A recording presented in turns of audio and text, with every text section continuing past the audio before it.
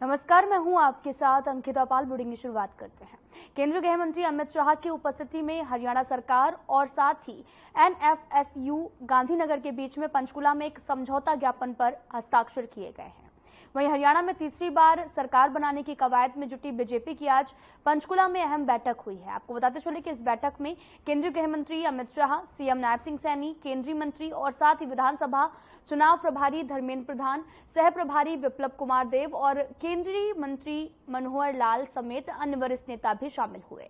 विधानसभा के चुनावों की रूपरेखा तैयार करने के अलावा अमित शाह ने पार्टी कार्यकर्ताओं में नया जोश और उत्साह भरा, साथ ही पार्टी कार्यकर्ताओं को जीत का मंत्र भी दिया। इस दौरान अमित शाह ने कहा कि सभी अपने मन में से संशय निकाल दें कि हम किसी के साथ जाएंगे, कोई बैसाखी पर चलेंगे। और अमित शाह ने साफ शब्दों में यह भी कहा कि कोई बैसाखी की जरूरत नहीं है, पूर्ण बहुमत के साथ भारतीय जनता पार्टी जीत हासिल करेगी।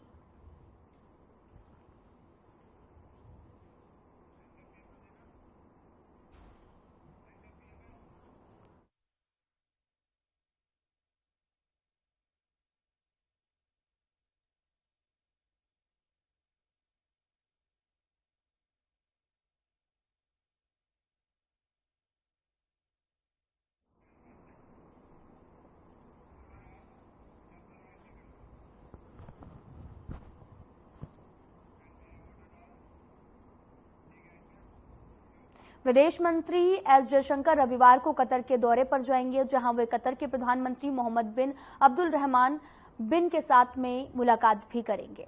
दोनों नेताओं के बीच में व्यापार, निवेश और ऊर्जा के क्षेत्रों में द्विपक्षीय सहयोग बढ़ाने पर चर्चा होगी। आपको बताते चले कि इससे पहले पीएम मोदी ने 14-15 फरवरी को कतर का दौरा किया था। कतर के अमीर महामहिम शेख तमीम बिन अहमद अल यानी के साथ में भी चर्चा की थी।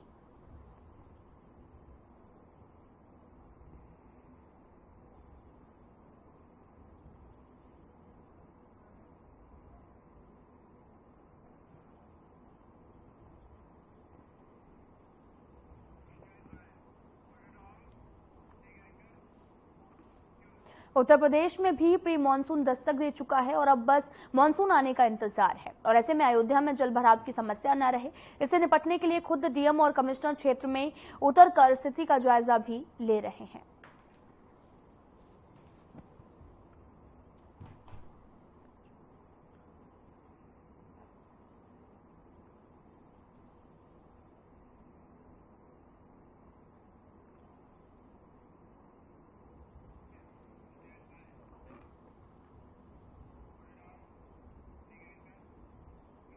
डिप्टी एनएसए विक्रम मिस्री को देश का नया विदेश सचिव नियुक्त किया गया है। आपको बताते चले कि विक्रम मिस्री चीन मामलों के विशेषज्ञ भी माने जाते हैं। 1989 बैच के भारतीय विदेश सेवा के अधिकारी विक्रम मिस्री विदेश सचिव विनय कवत्रा की जगह लेंगे।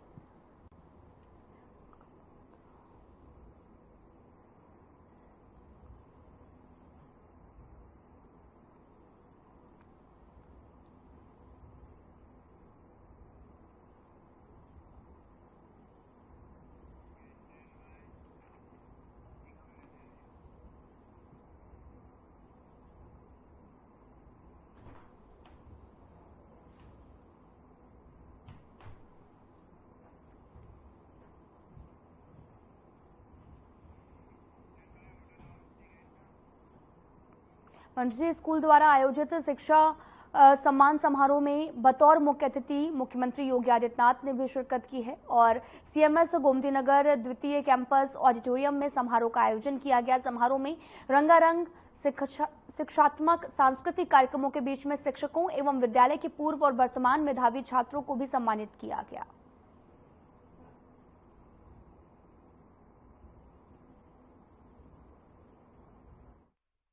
टीचर्स वेलकम फंक्शन के आज के इस आयोजन में संस्था की संस्थापिका निदेशक डॉक्टर भारती गांधी जी, प्रबंधक प्रोफेसर गीता गांधी पिंगल, अध्यक्ष doctor Roger David Kington, superior principal Shrimati Sushmita Ghosh ji, CMS प्रबंध समिति से जुड़े हुए सभी पदाधिकारीगण और सीएमएस की विभिन्न संस्थाओं से जुड़े हुए सभी प्रधानाचार्य, सभी शिक्षक और उपस्थित सभी यहां पर बहन और भाइयों, मैं सबसे पहले सीएमएस के संस्थापक प्रबंधक डॉक्टर जगदीश गांधी जी को उनकी समाज सेवा, शिक्षा के लिए किए गए योगदान के लिए उनकी स्मृतियों को स्मरण करते हुए,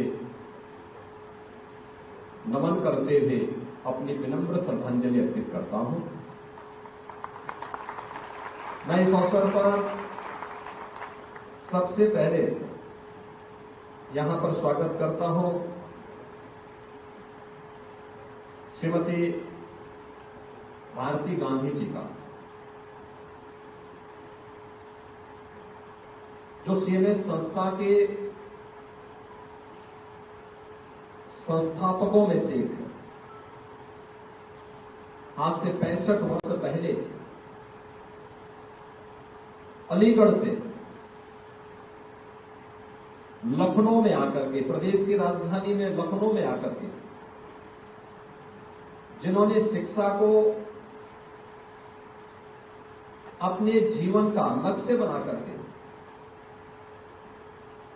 स्वयं अभाव में रह करके, लेकिन हजारों और लाखों लोगों के जीवन में प्रकाश लाने के लिए, उनके जीवन को उज्जवल बनाने के लिए अपना पूरा जीवन समर्पित किया और डॉक्टर जगदीश गांधी जी के साथ मिलकर के सीएमएस संस्था की स्थापना की। मैं इस चित्र में भी जब देखता हूं, आज डॉक्टर जगदीश गांधी जी हमारे बीच में नहीं है, लेकिन उस सब के बावजूद डॉक्टर भारती गांधी जी ने जिस जुझारूपन से लगातार सीएमएस को एक संबल देकर के आज एक नई ऊंचाइयों तक पहुंचाया है, आज कहा जा सकता है कि प्रदेश की प्रतिष्ठित शैक्षणिक संस्था में सीएमएस का अपना एक अलग स्थान है, अधिक पहचान है। सीएमएस की संस्थाओं में जब मैं आता हूं तो मुझे डॉक्टर जगदीश गांधी जी का स्मरण होता है और उनका वह विनम्र लेकिन जुझारू चेहरा और व्यक्तित्व हम सबके सामने होते हुए दिखाई देता है। मुझे लगता है उन्होंने विपरीत परिस्थितियों में कभी हिम्मत नहीं हारी, लगातार कार्य करते रहे, मानवीय संवेदना के साथ जूझते रहे, परिस्थितियों से, विपरीत परिस्थितियों से वे कभी नहीं हारते, कभी हिम्मत नहीं हारते थे, कभी डरते नहीं थे। वे केवल डरते थे, केवल डॉक्टर भारती गांधी जी से डरते थे, बाकी किसी से नहीं।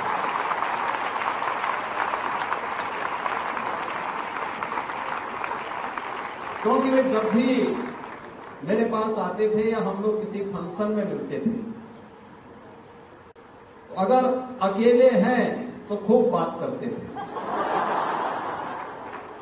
लेकिन जैसे ही डॉक्टर भारती गांधी जी सामने आती थी तो उनका बोलना बंद हो जाता था। और वे बड़ी विनम्रता से कहते थे कि मैं अलग से मिलूंगा।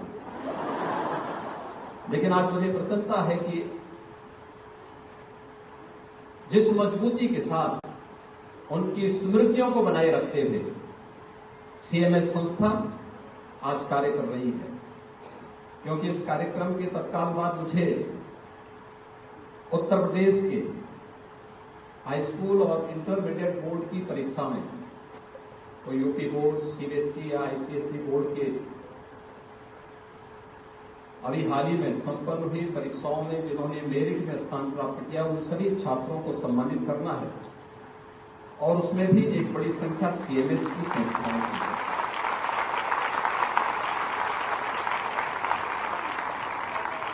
इन छात्र छात्राओं ने आप सबके सानिध्य में अपनी प्रतिभा का बेहतरीन प्रदर्शन किया और आज राज्य सरकार उनका कुछ ही देर में सम्मान करने जा रही है। आप सब देखते होंगे, जब मैं यहां पर सीएमएस के शिक्षकों के सम्मान समारोह में यहां पर उपस्थित हुआ हूं, तो मुझे दो कारणों से आना था। एक, शिक्षकों का सम्मान है तो स्वाभाविक रूप से ये अपने वर्तमान और भावी जीवन का सम्मान है, क्योंकि वर्तमान आप हैं और देश के भावी जीवन को निर्माण आप करने जा रहे हैं, आपके हाथों से हो रहा है, तो उसका सम्मान करने का गौरव प्राप्त करना ये किसी के लिए भी सौभाग्य का विषय हो सकता है। दूसरा, डॉक्टर जगदीश गांधी जी की स्मृति शेष होने के बाद मेरा संस्था में आगमन नहीं हो पाया था, तो मैंने कहा इसी बहाने डॉक्टर जगदीश गांधी जी की स्मृतियों को नमन करते हुए अपनी श्रद्धांजलि भी अर्पित करें। हम अक्सर होते हैं, हम एक बात देखते हैं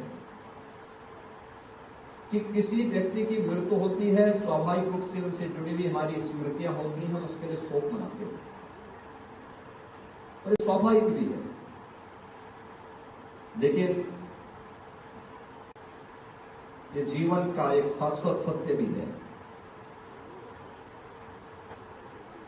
कि मृत्यु होगी तभी जन्म होगा, और डॉक्टर जगदीश गांधी जैसे लोग जो मरते नहीं हैं, अपनी यश काया से वे अमर हैं।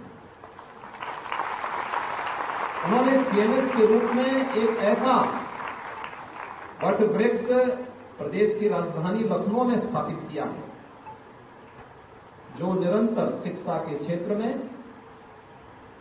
उनकी यशोगान को एक लंबे कालखंड तक इन संस्थाओं से निकले हुए छात्र छात्राओं के माध्यम से देश और दुनिया तक पहुंचाता रहेगा। और इसीलिए इन बातों को बहुत ज्यादा महत्व देते हुए हमें अपने उन संस्थापकों के प्रति सम्मान का भाव रखना ये महत्वपूर्ण है। और इसलिए डॉक्टर जगदीश गांधी जी के प्रति अपनी विनम्र श्रद्धांजलि अर्पित करने के लिए मैं आज यहां पर आपके बीच में उपस्थित हुआ हूं। आज जब यहां पर प्रधानाचार्य और शिक्षकों के सम्मान का एक कार्यक्रम सीएमएस अपना कर रही है, तो स्वाभाविक रूप से बहुत सारी बातें होंगी, आपके अपने अनुभव होंगे। हम लोग भी देखते हैं, कोई ऐसा व्यक्ति देश या दुनिया का नहीं होगा जिसे शिक्षा जगत से जुड़ी हुई समस्याएं या उनके बारे में जानने का अवसर न प्राप्त हुआ हो। समाधान क्या है? और मुझे लगता है जब मैं उनके समाधान की बात करता हूं तो समाधान आप सब हैं। उस समाधान के लिए अपने आप को तैयार करना। जीवन में सफलता भाग्यवश नहीं प्राप्त होती है, ईश्वरीय कृपा मात्र नहीं होती है, यह व्यक्ति के परिश्रम पर निर्भर करता है, जीवन में कठिन परिश्रम करना। और मेरा मानना है कि जो व्यक्ति जितना अधिक परिश्रम करेगा उसके परिणाम उतना ही सुखद भी होंगे और उतना ही उन परिणामों से वह व्यक्ति अपने आप को अंतःकरण से खुशहाल रख पाएगा। अंतःकरण की खुशहाली उसी से उसे प्राप्त हो सकती है। हम सबको उस दिशा में आगे बढ़ना है। आज की आवश्यकता क्या है? एक छात्र को कैसे आप एक उबाऊ कक्षा से उभार करके एक मनोरंजन क्लास की ओर कैसे ले जा सकते हैं? नए नए तरीके अपनाना। एक शिक्षक केवल अपने जो उनका क्लास का समय है या स्कूल का समय है उसी समय शिक्षक नहीं है। जब आपने एक शिक्षक के रूप में अपने जीवन को उस फील्ड में आगे बढ़ाया है तो आप जीवन भर के लिए शिक्षक बन चुके हैं। अब आपको उसमें नए नए अनुसंधान करने हैं, नए तरीके अपनाने हैं, अपने उस लेसन को लोगों के लिए, बच्चों के लिए इस अनुरूप बनाना है कि वह आसानी से उसको कैच कर सके। हम लोग देखते हैं और हम बचपन में इस बात को देखते थे। हमारे जो शिक्षक हम लोगों को कठिन कोई पाठ होता था या मैथ्स और फिजिक्स के कोई कठिन फॉर्मूले होते थे, उनको रटाते नहीं थे। छोटी छोटी लोकोक्तियों के माध्यम से वे हमें बताते थे, देखो ये लोकोक्ति याद कर लो कि फॉर्मूले को ऐसे आप डिफाइन कर पाएंगे, ऐसे इसको आगे इसकी विवेचना कर पाएंगे। और हम लोग देखते थे कि वास्तव में कैसा छोटे छोटे उसके माध्यम से या बहुत सरलता के साथ, उदाहरण के साथ उन बातों को अगर आप बताएंगे तो और भी अच्छे ढंग से समझ में उन बच्चों की आ पाएगी। और मुझे लगता है कि क्लास का आपकी जो क्लास होगी उसको उबाऊ मत बनने दीजिए, तनावपूर्ण मत बनने दीजिए, उसको स्वस्थ प्रतिस्पर्धा के लिए तैयार करिए। लेकिन इस प्रकार की कोई भी भावना हो, हर व्यक्ति में एक जैसी क्षमता नहीं हो सकती। और मैं इस बात को हमेशा मानता हूं, जिस व्यक्ति की जितनी क्षमता है उतनी ही उससे उम्मीद करनी चाहिए, उससे ज्यादा उम्मीद नहीं करनी चाहिए। अगर हम ये मानते हैं कि कोई व्यक्ति अगर 10 किलोमीटर की यात्रा कर सकता है, 1 घंटे में 10 किलोमीटर दौड़ सकता है, हम उससे उम्मीद मत करिए तो 15 किलोमीटर हम उसको दौड़ा। जबरदस्ती करेंगे तो उसके साथ भी अन्याय होगा और सोचने वाला व्यक्ति भी अमानवीय होगा। हमें धीरे धीरे उसे उसके लिए तैयार करना है। याद रखना, हम सबका सबसे पहला गुण तो मानवीय होना चाहिए और दूसरा उसकी क्षमता का आंकलन करते हुए उसमें अभिवृद्धि हम कैसे चरणबद्ध तरीके से आगे बढ़ा करके कर सकते हैं, इसके परिणाम आपके लिए भी होंगे। और वह छात्र एक समय के बाद अवश्य ही, अगर वह कठिन परिश्रम करने का आदी है, विपरीत परिस्थितियों में धैर्य नहीं खोता है, लाभ हानि की चिंता के बगैर, सफलता की चिंता के बगैर निरंतर आगे बढ़ने का एक जज्बा उसके मन में है, दुनिया की कोई ताकत उसे मंजिल में पहुंचने से रोक नहीं सकती है। ये आप मान करके चलिए और आपको उसी प्रकार के जुझारू छात्र छात्राओं को आगे बढ़ाने के लिए अपने आप को तैयार करना है। सीएमएस संस्था एक सही दिशा में आगे बढ़ रही है और मुझे लगता है कि आपके पास एक अनुभवी लीडरशिप है। अनुभवी लीडरशिप इस रूप में भी है कि डॉक्टर भारती गांधी जी का 65 वर्ष होगा। ये लोग जब लखनऊ में आए थे तो यहां छात्र राजनीति कर रहे थे, ये भी और डॉक्टर जगदीश गांधी जी लखनऊ विश्वविद्यालय में, और छात्र राजनीति से इन्होंने जो दिशा पकड़ी, शिक्षा के लिए हम कार्य करें। आज देखिए सीएमएस की संस्था में हजारों बच्चे पढ़ते हैं, हजारों परिवार अपने बच्चों को बेझिझक भेजते हैं। इसलिए भेजते हैं क्योंकि उन्हें मालूम है यहां जो शिक्षा दी जाएगी उसके बच्चे के उज्जवल भविष्य के निर्माण में ये महती भूमिका का निर्वहन करेगी। हमें अच्छा है कि हम आईएएस बनाएं, आईपीएस बनाएं, जीवन के अलग अलग फील्ड के अच्छे उस फील्ड में हम लोग यहां से छात्रों को भेजें।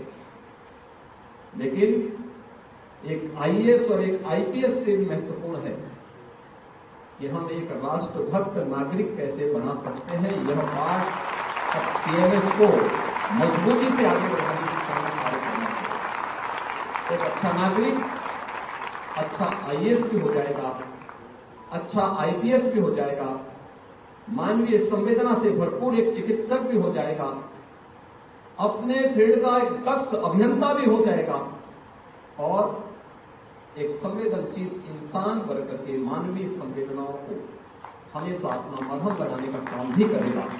और मुझे लगता है वह भी हमारे जीवन का एक हिस्सा होना चाहिए। सीएमएस इस दिशा में आगे निरंतर प्रयास करेगा।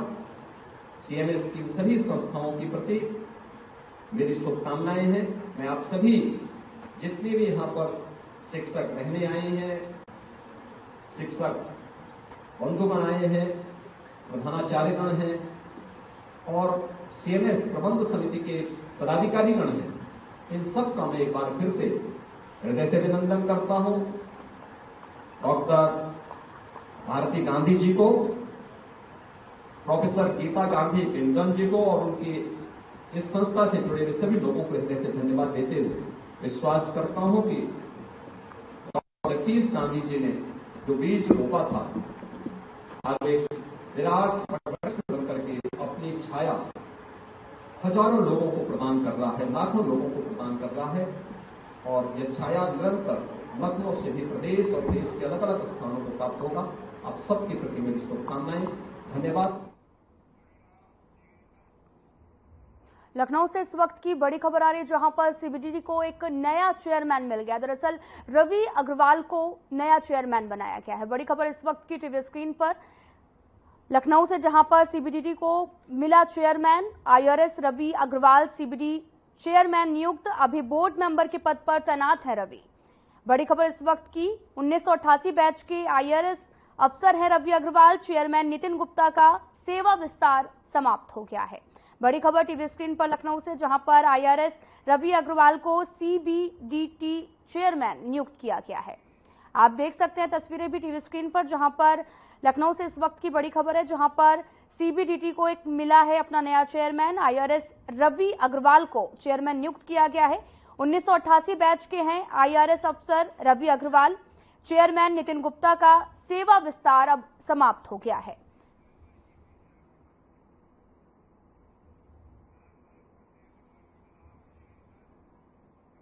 तो खबरों में आगे बढ़ते हैं। केंद्रीय गृह मंत्री अमित शाह ने एनडीआरएफ के पर्वतारोहण अभियान विजय के ध्वजारोहण समारोह में भाग लिया है, जहां पर उन्होंने एनडीआरएफ को उसके सफल पर्वतारोहण अभियान के लिए बधाई दी और कहा कि इस तरह की गतिविधियां कुछ लोगों के लिए जुनून और कुछ लोगों के लिए कर्तव्य हो सकती है। गृह विभाग और आज यहां पर आए हुए गृह विभाग के सभी आला अधिकारीगण और एनडीआरएफ के मेरे सभी साथियों का मैं मन से स्वागत करता हूं। सबसे पहले एनडीआरएफ के पर्वतारोहण अभियान विजय की सफलता के लिए मैं दल के नेतृत्व को, दल को और पूरे एनडीआरएफ को मनपूर्वक बहुत बहुत बधाई और शुभकामनाएं देना चाहता हूं। जब इतनी ऊंचाई पर जाने का और अदम्य साहस दिखाने का फैसला हमारे जवान करते हैं, तब कुछ लोगों के मन में बल ने तय किया है एक प्रोजेक्ट है, हम इसको आगे बढ़ाएं। कुछ लोगों के लिए व्यक्तिगत शौक का विषय भी हो सकता है और कुछ लोगों के लिए महज एक ड्यूटी भी हो सकती है। परंतु इस प्रकार के कठिन अभियानों से व्यक्ति और बल दोनों के कार्यकुशलता में अनेक प्रकार की वृद्धि होती है। जब इस प्रकार के कठिन अभियान लेकर आगे चलते हैं, तब लक्ष्य को सिद्ध करने की आदत पड़ती है। विजय को प्राप्त करने की जिज्ञासा और धगस, इसका हर काम में हमें आदत पड़ता है। अकल्पनीय कठिनाइयां